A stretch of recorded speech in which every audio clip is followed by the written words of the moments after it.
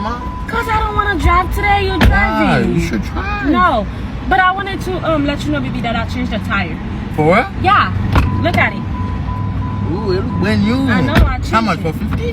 50. No, I changed it for $450. Huh? Say it again? $450. That's how much I changed it.